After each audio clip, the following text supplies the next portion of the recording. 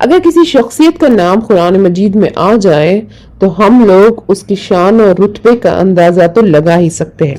تو آج کا جو واقعہ ہے وہ ایسی ہی شخصیت کے بارے میں ہے کہ تمام صحابہ کرام رضی اللہ عنہم میں سے صرف انہی کا نام قرآن مجید میں ہے۔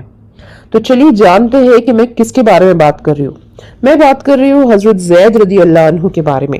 یہ ایک بہت بڑے صحابہ گزرے ہیں اور ان کا قصہ یوں ہے کہ بچپن میں کسی نے ان کو غلام بنا کر بیچ دیا تھا۔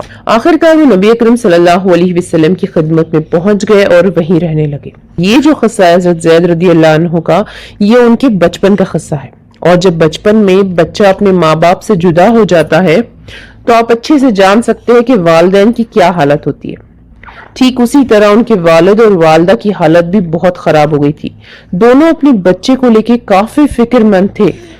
والد کا یہ حال تھا کہ وہ ہر جگہ اپنے بیٹے کو ڈھونڈ رہے تھے اور اب تو ایسی حالت ہو گئی تھی کہ وہ اشعار پڑھتے پڑھتے روتے روتے اپنے بچے کو ڈھونڈتے تھے۔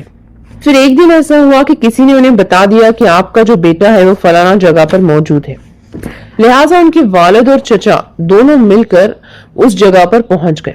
وہاں انہوں نے حضرت زید سے آ کر ملاقات کی اور انہیں سمجھایا کہ میں تمہارے لیے بہت فکر مند تھا، بہت اداس تھا، اور تمہاری والدہ جو ہے وہ بھی کافی اداس ہے، کافی فکر مند ہے، اور تمام رشتہ دار بھی بہت پریشان ہیں۔ والد کہنے لگے کہ میں تمہارے خاطر بہت سفر کیا ہوں، تمہیں ڈھونڈنے کے لیے بہت مشقتیں اٹھایا ہوں۔ اب تم جو قسمت سے مل گئے تو لہٰذا تم اب میرے ساتھ چلو۔ اب اس وقت ایسا تھا کہ جو غلام ہے اس کو بغیر اجازت کے نہیں لے جا سکتے تھے۔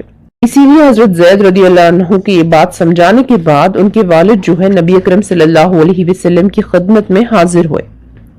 اب وہ اللہ کے محبوب کی خدمت میں عرض کرنے لگے کہ اے قریش کے سردار، آپ بنو ہاشم کی اولاد بڑے کریم لوگ ہیں، آپ مہمان نواز ہیں اور لوگوں کے ساتھ بھلائی کرنے والے ہیں۔ میرا جو بچہ آپ کے پاس ہے آپ اسے میرے ساتھ بھیج دیجئے تاکہ میں سکون کی زندگی گزار سکوں۔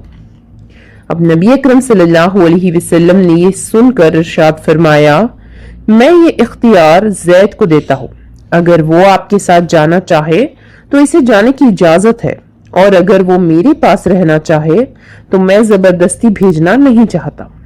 اب اس تمام گفتگو کے بعد یہ بات حضرت زید رضی اللہ عنہ کے ذمہ آ گئی کہ انہیں جانا ہے یا نہیں جانا ہے۔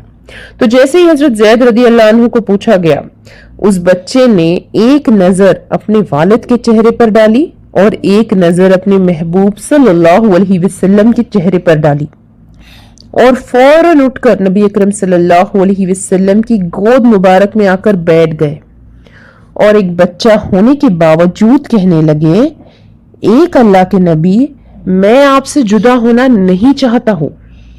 جب نبی اکرم صلی اللہ علیہ وسلم کی گود میں بیٹھ گئے تو اللہ کے محبوب صلی اللہ علیہ وسلم بہت خوش ہوئے اور فرمانے لگے، آج سے میں نے زید کو اپنا بیٹا بنا لیا ہے۔ سبحان اللہ! حضرت زید نے اپنے باپ کی گود کے بجائے نبی اکرم صلی اللہ علیہ وسلم کی گود کو پسند کیا۔ اللہ رب العزت کی قدردانی دیکھیے کہ صحابہ کرام رضی اللہ عنہم ان کو پوری زندگی زید بن محمد صلی اللہ علیہ وسلم کے نام سے پکارتے تھے۔ نبی اکرم صلی اللہ علیہ وسلم نے اپنی ایک رشتہ دار عورت سے ان کی شادی کر دی تھی۔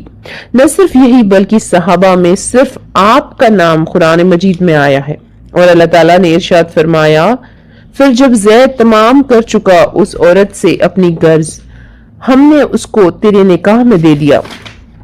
تمام زندگی صحابہ کرام رضی اللہ عنہم بھی ان کا بڑا اکرام کرتے تھے۔ تو یہ تھا واقعہ حضرت زید رضی اللہ عنہ کے بارے میں۔ ملتے اگلے ویڈیو میں پھر ایک نئے واقعے کے ساتھ، تب تک کے لیے اپنا خیال رکھیے۔ اللہ حافظ۔